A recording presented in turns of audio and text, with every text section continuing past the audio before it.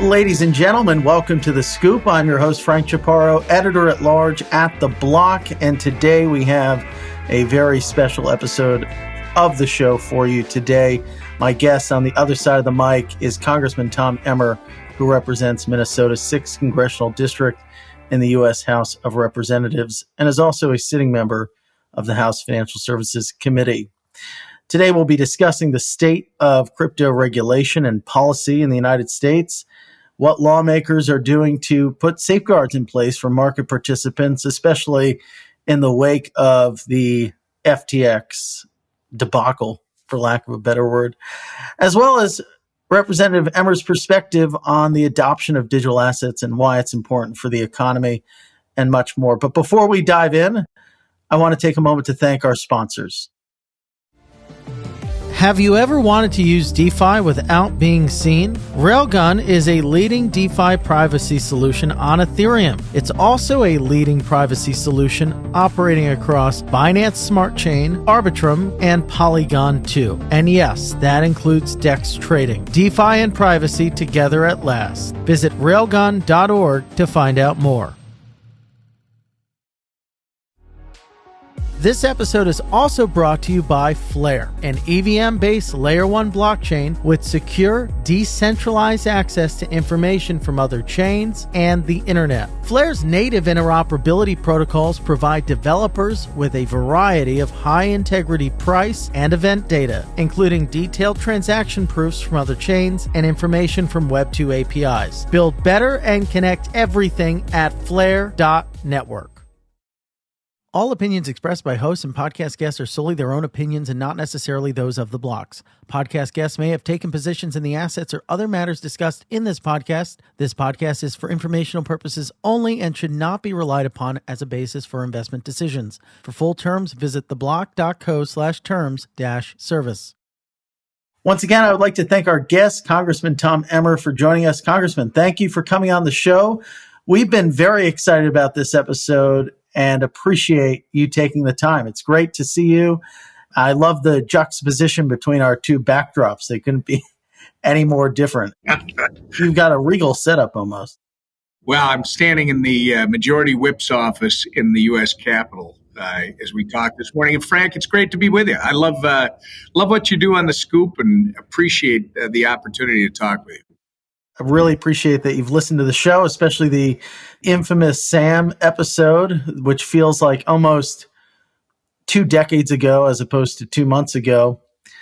Before we get into some of the more thorny or granular, policy underpinnings of crypto, maybe you can walk our listeners through your story and how you first heard about crypto and how your journey was shaped and got to the point where you became almost an advocate for it in the Congress. I hope I'm not just almost. I am absolutely an advocate for digital assets, for crypto in general, what it's doing literally in terms of facilitating the evolution of the internet, the web, into its next iteration. But for me, Frank, it started about 8 years ago when I got here. Had a young staffer who gave me a book, which I don't know how many members of Congress actually read everything they're given, but I typically do. And the book was called The Age of Cryptocurrency. It was interesting. I read it, gave it back to him and said, I need more.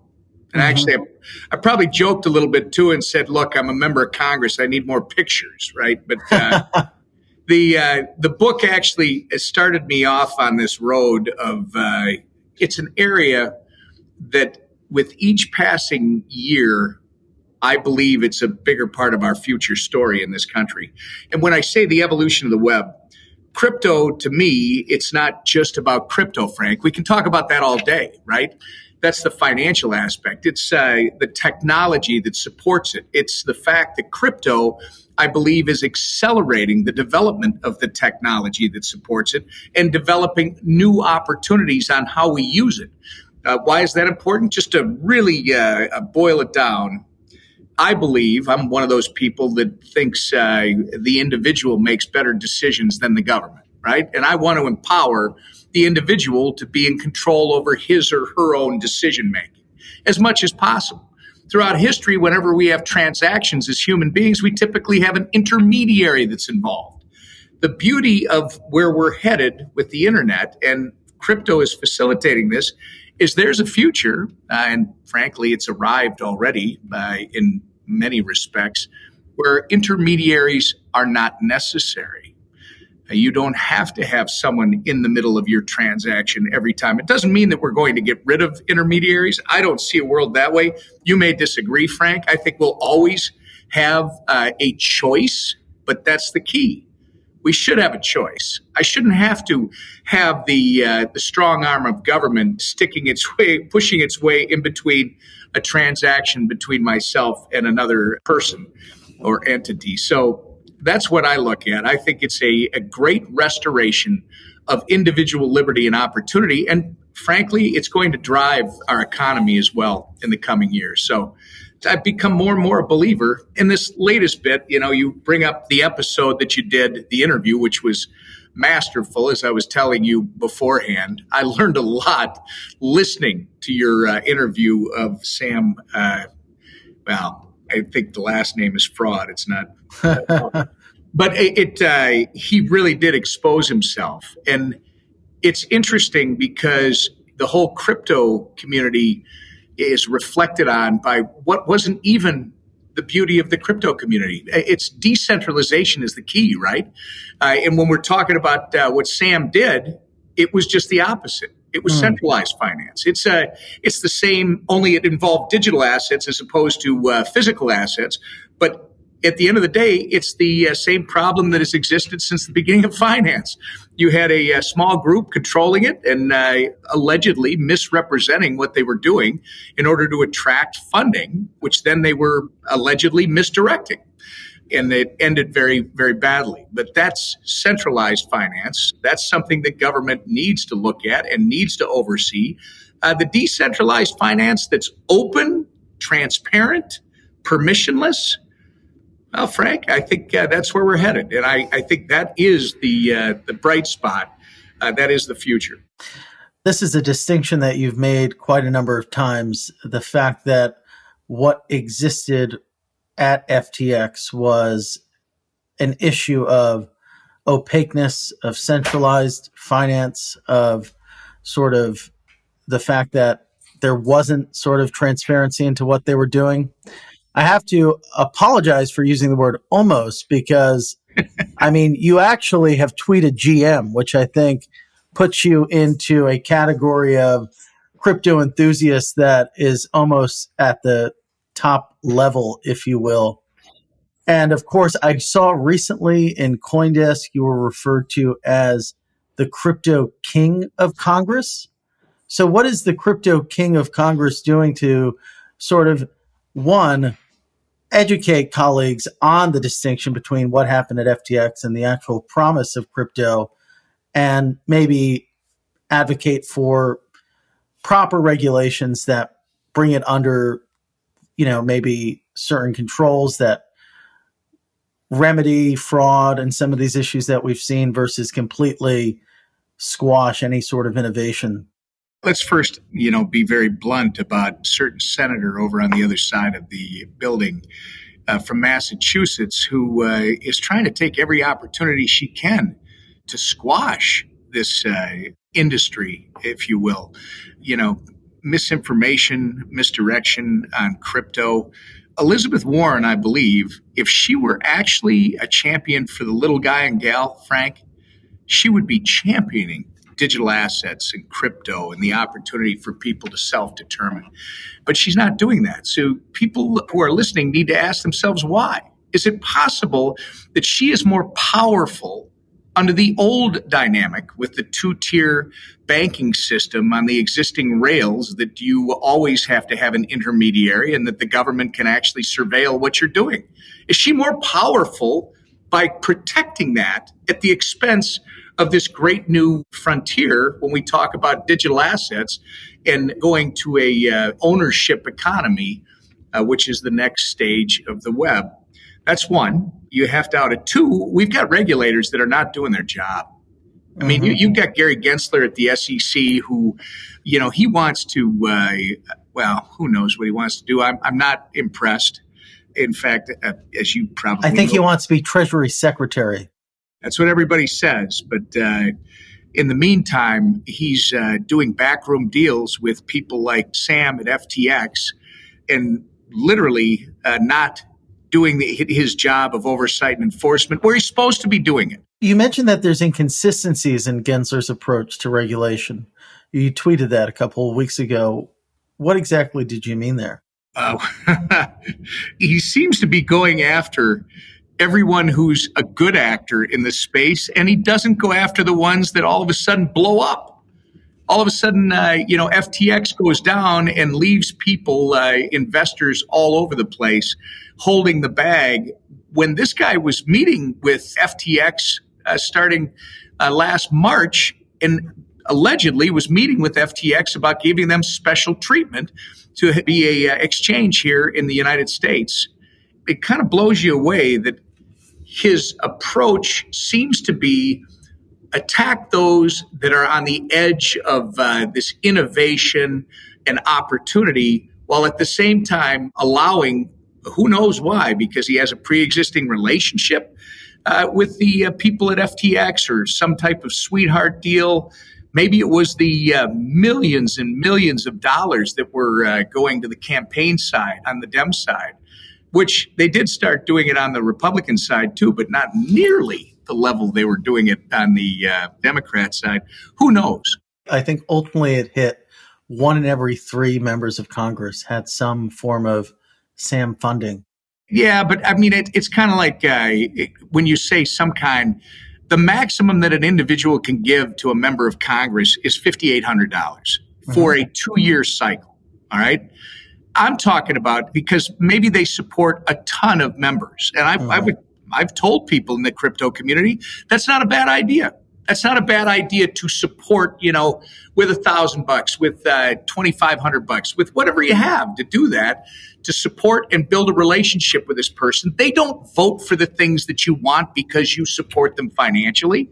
But believe me, they know who you are. Mm-hmm. And so it doesn't hurt when you come in and sit down and say, will you listen to what I'm talking about? I typically do that with anybody, but at the end of the day, because you're writing thank you notes to people who are supporting you financially, right? Yeah, the name sticks. Right. But when they're giving, hundreds of millions on one side versus $5,800 here or there, you're right with you pointing it out, 1 in 3. But you got to look at where the vast, the big, the mother lode, you got to look where the mother lode is, right? And I think, when you look at it, I'll say what somebody said to me recently. They said, yeah, I'll look at the $5,800 that I got when my colleagues on the other side of the aisle start to examine the $1 billion that their different entities received. It does smell, though, Frank. I don't care if it's 5,800 or it's $1 billion. It just something smells when you see the regulator was not doing his job. He looks as though he was treating different people differently under the same set of circumstances. And frankly, because he didn't do his job, exactly what he's supposed to protect us from happened. People got seriously hurt. I think we do need to do regulation, tweak regulation when we're talking about centralized finance. I think there are some definitions that would be very helpful. I've got bills out there like the Blockchain Regulatory Certainty Act, the Securities Clarity Act, the Safe Harbor for Taxpayers with Forked Assets, Central Bank Digital Currency Bill, which I think is one of the more important ones. These are things that we should be doing. That last one, Frank, when I said I think it's the most important one, that is the bill that I filed it's in the last Congress, and it's going to be refiled in this one, that simply says the federal government should never be in the business of issuing a central bank digital currency. That is nothing more than a surveillance tool. There's no reason for us to try and keep up with the Communist Party of China, and the Fed should never be monopolized into a retail bank. We've got to let people do what people are going to do without having our government try to hold all that to itself. And then the other ones are just providing definitions, which will help people in the crypto community who want to make investments, who want to create things here in this country so they know what the rules are and they're not going to get, whipsawed after the fact by some federal regulator that says, oh, by the way, you're under my jurisdiction, and I've just determined retroactively that what you did is going to cost you X. Yeah. It's interesting. You mentioned Senator Warren, who, I remember covering her in her crusade against Wells Fargo. And it was actually quite admirable that the tenacity with which she raised these questions about their business practices back during if you remember, the 8 is Great days, where they try to get customers to sign up for erroneous accounts. And it was passionate, her railing against this giant corporation for bad practices. But it's wild to me to see her attack crypto, which in many cases offers an alternative, which is to be your own bank, which is almost antithetical to what Wells Fargo is. So it's so strange to me that there's a gap there, or I'm just surprised almost that she's not a more powerful advocate for crypto, given the sort of it's antithetical to what sort of her original boogeyman was. But I want to get a sense of the broader Congress. Obviously, I think she'll always, well, we'll see. Maybe one day she'll come around to crypto. That would be an interesting day. But we're looking at the Congress overall. Has the sentiment shifted more favorably or negatively in the aftermath of FTX's collapse, right? Like I said, he touched almost a third of the Congress. He was there all the time. Has this, made people bitter about crypto, or are people rethinking it, thinking regulation's more important? What's the attitude? I think he's done some damage. There's no question. We made some huge advances, especially over the last couple of years.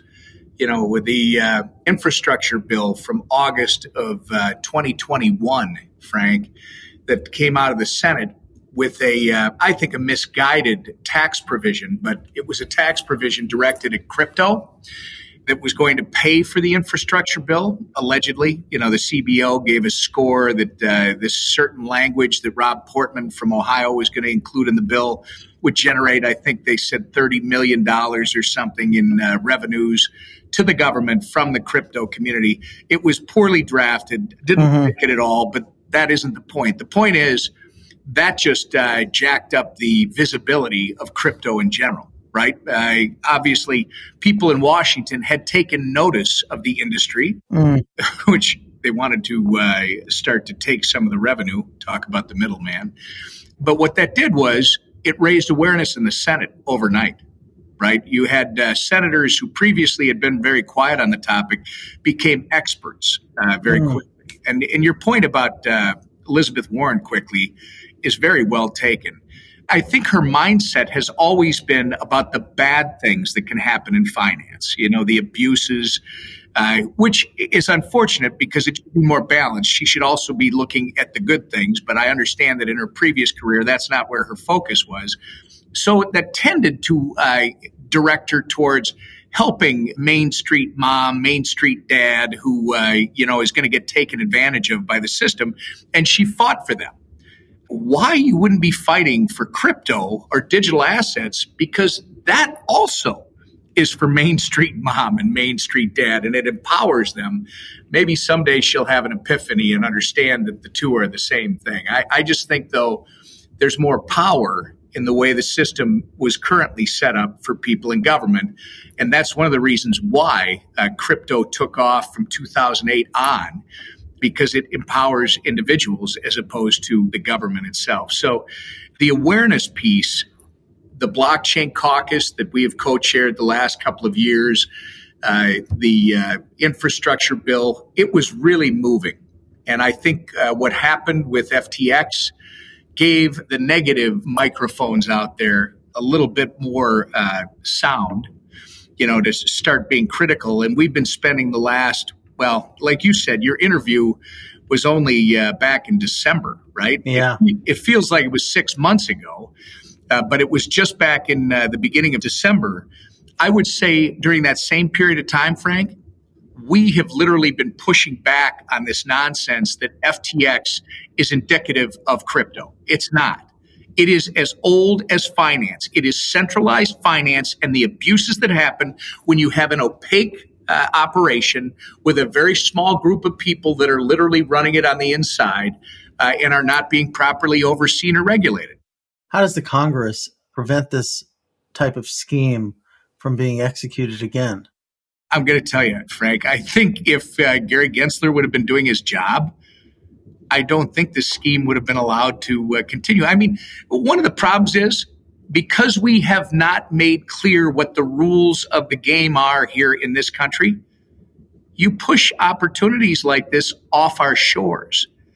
Would it have been better to have FTX headquartered here in the United States? Yeah, it would have, instead of the Bahamas. It would have been better to have Alameda here instead of in Hong Kong. I mean, that's part of the issue, but really it's making sure that our regulators understand what they're working with, because sometimes I wonder if they do. Yeah. But second, make sure that they're doing their job.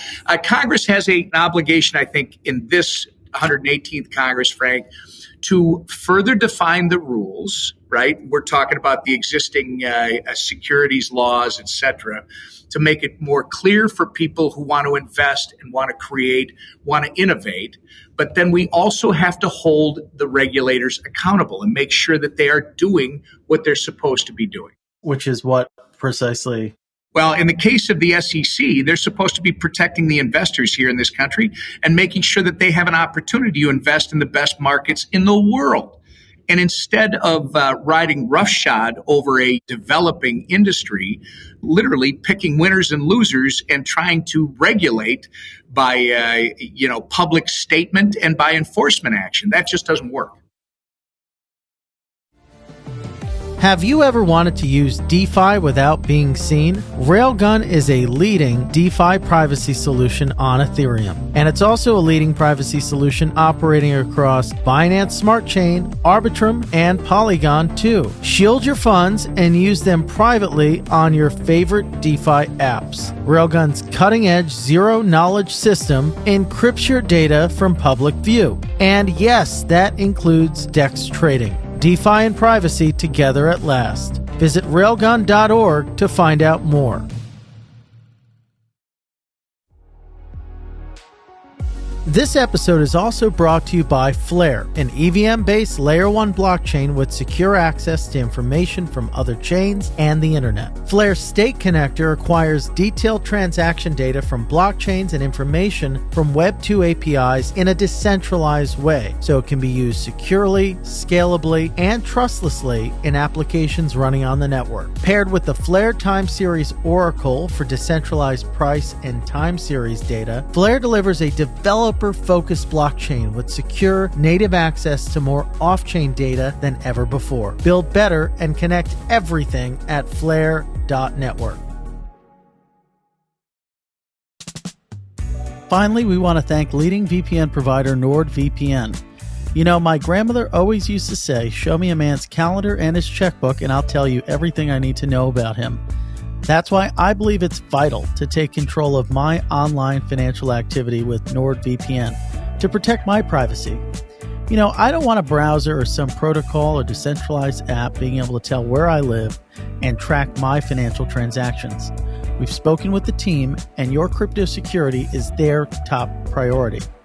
You can grab your exclusive NordVPN deal now by going to nordvpn.com/thescoop to get a huge discount off your NordVPN plan, plus 4 additional months for free.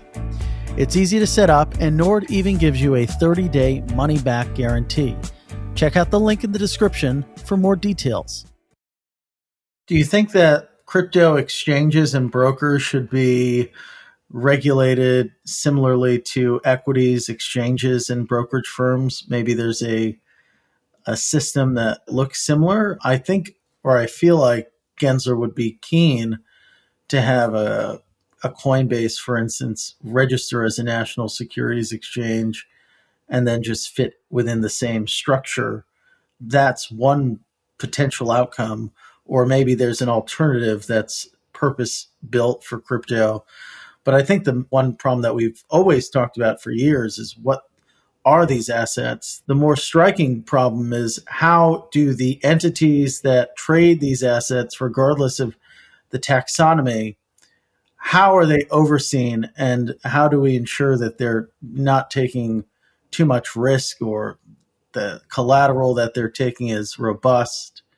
It's less about the assets than it is how are these businesses regulated themselves, the firms? And so I wonder what your thoughts are on how they should be overseen and what might be reconfigured there. I'm not a big fan of the Howey test. Let's unpack that because there's a bunch of different things, Frank. I would start with the first one to me is the organizational, the oversight. We already have the laws in place. The question is, what is the asset, right? What is the asset that we're talking about? That will tell us what laws apply. Now, the interesting thing about digital assets is they can be one category in the beginning and they can evolve into a different category. So that's a place where we have to perhaps look at, and some of the bills I gave you deal with this, right? Yeah. To try and adjust the existing laws so that digital assets fit them. And by the way, try to make it flexible enough that we can take into account what we look at as crypto today isn't what it's going to look like 3 weeks from now, 6 months from now, 2 years from now. And you don't want to have to, especially with the way Congress works, you don't want to have to keep coming back and trying to fix this. That's one. Two, I am totally opposed, even though I think a couple of my friends over in the Senate were proposing a new federal regulator. No. I mean, be careful what you wish for. We got enough problems with the ones we have. Let's try to make sure the ones we have operate. And that brings me to the SEC. And people have to understand that Gary Gensler's aimless strategy has literally led the SEC to miss nearly every bad actor in crypto. All right, think about it. This guy, he gathers information on crypto companies. He did it even though it wasn't targeted. It was haphazard and unfocused. And I guess he missed Terra Luna, he missed Celsius, and then he missed FTX while he's going after good actors in the space. So unpacking those three, one, you got to tweak existing laws so that digital assets have a home and you don't have to have full employment for lawyers every time they got to roll out the Howey test that pre-existed what they're doing. Let's make sure the laws fit what they're doing. And let's create more, even though I hate it, regulatory sandbox. You know, it makes it sound so childish, but the idea is it makes sense. Let's create safe harbors that allow people to create things. And then when we see how they work, whatever the regulation they need, we can do that prospectively rather than punishing them retroactively. It'll encourage more and incentivize more innovation right here in this country. Let's not create new regulators. Let's not create new layers of garbage that people have to sift through in order to do business here in this country. And let's just get the regulators that we have doing the job that they were entrusted to do on behalf of the citizens instead of their own agenda. We keep going back to Mr. Gensler. Has he responded, or the SEC, to any congressional inquiries regarding SBF or FTX? I haven't seen anything so far. It's really interesting that Gary Gensler had more meetings with Sam Bankman. I keep getting stuck on fraud. I apologize. He had more meetings with Sam than anyone else. And it's interesting that apparently the SEC knew FTX was fraudulent from its inception. And he's apparently acknowledged that. And you can go back through, we do have records that show he met with FTX, he met with IEX, which is a firm that we're still not clear. Did FTX buy IEX? Were they an investor? That was going to apparently be their trading platform here in the U.S. In these meetings, there's at least a half a dozen of them that are documented. We did send, to answer your question directly, there's a group of us, 4 Republicans, 4 Democrats, very nonpartisan. We sent a letter to Mr. Gensler back last March 16th, asking him a whole bunch of questions predating this event. These were questions in terms of how he was operating with these dragnets of information. He didn't answer one of the questions. I think now that there is a new majority in the House, hopefully he understands that it's not just going to be Republicans who will demand transparency and accountability, but he does have those same members on the Democrat side who want the same information. So hopefully we're going to have some more success now in the coming weeks and months. Just generally, what do you think is the most realistic policy outcome in this Congress? I really think if we're going to get stuff done in the digital asset space, which I think Patrick McHenry is committed to doing things on the House side. Remember, we don't control the Senate. So that'll be a whole different animal. Getting stuff done in the House, I think you will see a series, and I don't want to get ahead of myself because I know there's a meeting taking place today, and we have a financial services retreat where this will be firmed up. But there will be a series of, I think, clarifying bills on the laws that we're talking about. There'll be data privacy stuff that we'll work on related to this. There'll be clarifying language so you can categorize digital assets so you know who the regulator is, the jurisdiction that you're underneath, right? Trying to give people more clarity. I think those are realistic, Frank, but people out there should not expect that there's going to be this explosion of new legislation that's suddenly going to solve all these problems. I think this will be the Congress where you will start to see some things move in the House, which, if you think about it, where we've come from the last 3 or 4 Congresses, that's going to be huge. Because I think once it starts to move, it's going to help us explain even more the difference between centralized finance and decentralized in the digital assets realm, which maybe you and I can hope Elizabeth Warren one day will get up and go, hey, that DeFi actually is a good thing for mom and pops all across this country. Well, yeah, she should listen to some of her counterparties or colleagues like Congressman Richie Torres. I mean, it's interesting, right? Because to an extent, this is one of the few bipartisan issues in as much as you have skeptics on both sides as well as advocates on both sides. Yeah, but I think the skeptics are, they've become few and they're becoming farther in between. I think if you're a skeptic, it's because you haven't studied it. Maybe I'm understating it because skeptic is someone that should be wanting to do more due diligence, understand it better, figure out how they can do their job better to protect the American investor, not just his or her opportunity or their pocketbook, but protect their opportunities to invest in new and exciting things like crypto. Yeah. I think that it would sort of break down on the right. You would have the skeptics as folks who view Bitcoin as a challenge to the hegemony of the US dollar or the sort of sovereign nature of it. On the left, a la Elizabeth Warren, it's more of the consumer protection concerns that exist. So they're very different concerns, but I would say that's how I would delineate. I'm not going to disagree. I would add that the defense hawks on the Republican side would fit your definition as well. So how do you convince them? You are the whip now, the House GOP whip, which is, it's a high-ranking position in the Republican Party to which you were elected in November. How do you keep Republicans in line when it comes to understanding the complexities of this space? It's part financial, it's part computer science, it's part art in NFTs and games. How do you sort of keep it from being too dizzying? I'm never going to get to that level of making it dizzying. I will tell you that I think my colleagues were a little surprised. I mean, I've been doing this I told you I started it almost 8 years ago, and it's been 7 years that I've been getting more and more outspoken about it.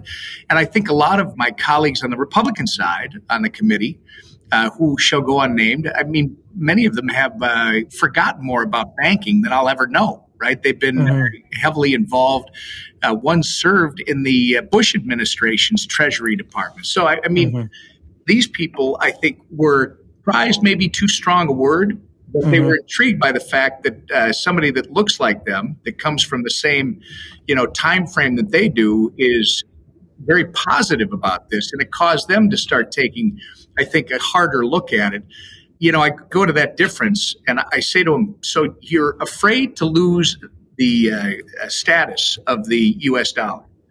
You got to understand that crypto actually will ensure the status of the US dollar if we do this right. That's my challenge on our side. On the other side, you brought up Richie Torres earlier. Richie Torres and Tom Emmer could not be more different. Where we come from, our lives, from what I know, and yet we could not be more alike when it comes to this issue of crypto. So you ask what I do first. It's by example. You don't have the ability to tell someone how to think here in Congress. And I think the tools of whips from days past where they would threaten, they would strong arm, that doesn't exist. What you have to do is you have to get people to buy in. And they buy in, Frank, because it's best for the people that put them here. So the first thing I got to do is make sure that everybody in the community understands that you need to be talking to your representatives, whether it's a Democrat or Republican, it doesn't matter. Educate them. Tell them why this is a good thing. Tell them why you're involved in it. Explain to them why they need to be looking out for your best interest, not killing your opportunities. And then you'll help me do my job when we've got good legislation that comes out of the Financial Services Committee. Then we can get it across the floor. That's the key. Yeah. What do you think about just the overall state of the economy right now?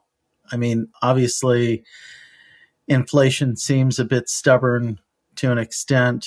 It's not as gloomy as it was maybe a month or two ago, but there's still a bit of uncertainty that looms over the economy. What are you anticipating? What's sort of top of mind for folks, in the sort of Financial House Committee or Financial Services Committee and Congress overall? I will tell you, first off, I wish we had a fourth establishment that actually did its job. I wish they were an oversight operation. Don't care if they view it from the left or the right or other. I could care less. Just be very aggressive in your investigative reporting and state facts. If they were, you point out inflation is stubborn. How about we be honest about what inflation is? Our government many years ago decided they were going to start reporting core inflation. Really interesting, Frank. Core inflation doesn't include anything we need to survive. It doesn't include the cost of energy. It doesn't include the cost of food. It doesn't include the cost of housing. So what exactly is it when you tell me that inflation is 6 to 7%? And I go get by the way, if you're going to buy your wife a really expensive and nice Valentine, your wife or your girlfriend or significant other, eggs, buy them eggs. 18 eggs, $12. They got to stop trying to bullshitters, because we know. I think there's some avian flu going on, though. I think it's a mix of them. I think there is. There's always something, Frank. There's always something. And we've had the avian flu in the past. We've wiped out, I understand. But it's kind of like they report on energy. Oh, we're saving you on energy. First off, energy's 40% higher than it was when this president took office. And second, gas prices are going down. I wonder why. Is it because my favorite one was the 4th of July tweet from, I think it was 2 years ago, where you're saving pennies. What was it? 16 cents. You're saving 16 cents on your barbecue. Yeah. Thanks. There's too much spin going on, Frank. What we know is you go into a grocery store, everything's insanely expensive. Inflation in one district down in Florida, I was told yesterday, is costing the average family about $10,000 more a year. That's a middle-class family. They don't have $10,000 sitting around. So you ask me what the state of the economy is. We've got an economy right now where we're at a crossroads. You really got to restore an all-of-the-above energy policy. You got to get back to energy independence. You got to stop, shaking down Venezuela, the Saudis, and everybody else, telling them they got to produce more for us. We need to produce it right here at home the way we were 3-4 years ago. We have an all-of-the-above energy policy. By some accounts, some economists will tell you that will have a downward pressure on inflation by as much as 40%. You start that, you have to really go back and rethink the incentives or disincentives, if you will, to work in this country. You got to stop paying people not to go to work. You have to change those incentives. We do some of those things, Frank, and they're not bold. They're just around the edges. You've got an economy that's still here that was booming before the pandemic. You could get that going again. It would take a few months, but you do those things to start with, and you could. If you don't, I'm afraid we're in for more of, as you describe it, this stubborn inflation. It's kind of funny, isn't it, when you think back to what kicked off this, era of speculation that seeped into not just the crypto market, but also U.S. equities with the meme stocks of AMC and the like. And to an extent, it was that speculative fervor that sort of created a breeding ground for what FTX became. But it was tied almost, and, that road to 69,000 Bitcoin, an asset which many people think or perceive to be an inflation hedge of a sort or a gold-like asset, that run was almost tied to the overextended spending that we saw in the pandemic, which probably just went too far. I think money ended up, we were trying to sort of bridge a gap, but probably went too far in giving too much money. And ultimately that created the situation of maybe inflation, but certainly, I remember it like it was yesterday. People would get the stimmies, and then those stimmies would go right into their Robinhood account or their Coinbase account. And it's just interesting to see how there's this interconnection that exists there. But we probably could have spent half of what we did and ended up based in no math, but my gut ended up probably about the same. I think you're dead on correct. Think about it for a second. That the one thing that I don't understand yet was I don't think that Bitcoin, as you referenced it, should have, nor was it, although I can't, this is my gut, was it tied to that? And yet it did seem to track the way you say, when to me they should have been separate. But even now you see what it's doing. It's almost, in some respects, you could make the same argument of how it's reflective of the overall market. But you know what you just said. It's that simple grade school explanation of what causes inflation. It's too many dollars chasing too few goods and services, right? And literally what our government did, because we went off the gold standard many years ago, and now, trust us, we're the government. We can print money, and we are going to honor its value because we are the United States of America. They printed cash like never before, and they pumped it into the economy. You look at these states, my own at home, a $21 billion surplus. Really? Really? I wonder where that comes from, Frank. And I talked about energy, right? Being able to drive inflation, because that's part of the equation. It's more complicated than just one thing, as you've kind of implied. That's accurate. But you look at energy as in everything we do in life. It's not just what you put in your gas tank to power your whatever transportation you have. It literally fuels our economy and our quality of life in this country. That's one piece of it. The other piece of it is when your government is overprinting the money supply and you got too many dollars out there, this is the result. Then you add on top of all that the disincentives to getting back into the workplace. Wow. Have you thought about or given any thought to the other coin that's being discussed, the $1 trillion platinum coin, as an alternative to raising the debt ceiling? Bad idea. I don't. Gimmicks doesn't work for me. The debt ceiling debate's kind of a gimmick too. It is, without a doubt. But the debt ceiling debate is going to give us an opportunity, hopefully, to have a good discussion. As a group, by the way, Republicans, Democrats, the White House have a discussion as a group. How are you going to solve this for the long term? Because a government that's bringing in $1, but spending $1.29 for every dollar it brings in, it's not sustainable. So let's have a conversation about where we're headed over the next 10, 15, 20 years and how we make sure that this place is still financially viable for the next generation and generations to come. I think that'll be a good discussion. Do you think that we could, or would you be in favor of, you mentioned the gold standard, maybe there's some sort of Bitcoin standard, or where we adopt Bitcoin as legal tender in addition to the dollar? Well, there's a lot of people who for a long time have been saying we need to peg our currency to something. Once you've got a floating currency, think about it, Frank, and you don't have to agree with me, but I believe the day we went off the gold standard, I'm not saying that was the answer, and I'm not advocating for that today.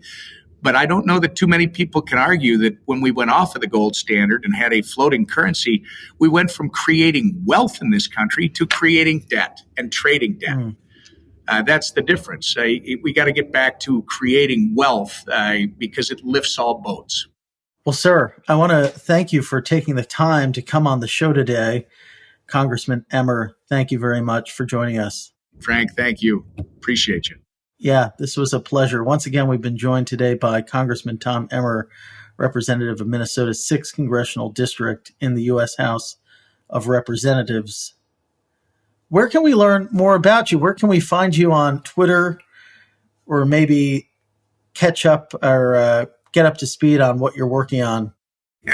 You can go to just type in the name Tom Emmer or Representative Tom Emmer. Or Crypto King, apparently, of Congress, which is what they're calling you now. You have to take on that mantle with pride. If you say so. That's what the AKA the Crypto King of Congress. All I can say to you, Frank, is humility is a great thing, and I've earned all of mine. So people can call me whatever they want, but just look up Representative Tom Emmer at whatever social media you're looking for, and it's going to pop up. And, contact us. Tell us where we're missing stuff. Tell us where we can help. You got a great idea, share it with us. You never know. That's what we're here for. Let's try to make sure that the government actually is serving you, not you working for it. Yeah, absolutely. Well said. Well, thank you so much. Thanks for being on the show. Thanks, Frank. The Scoop will be back for you again with another great guest. Have an awesome day. Looking for more great insights from The Block? Check out The Block Research, the premier platform for research content on crypto markets and the digital asset industry. The Block Research membership includes cutting-edge reports, webinars, company maps, and more, available via our dedicated research portal. Visit theblockresearch.com to find out how to join today, or contact a member of our sales team at sales@theblockcrypto.com and let them know that Frank sent you.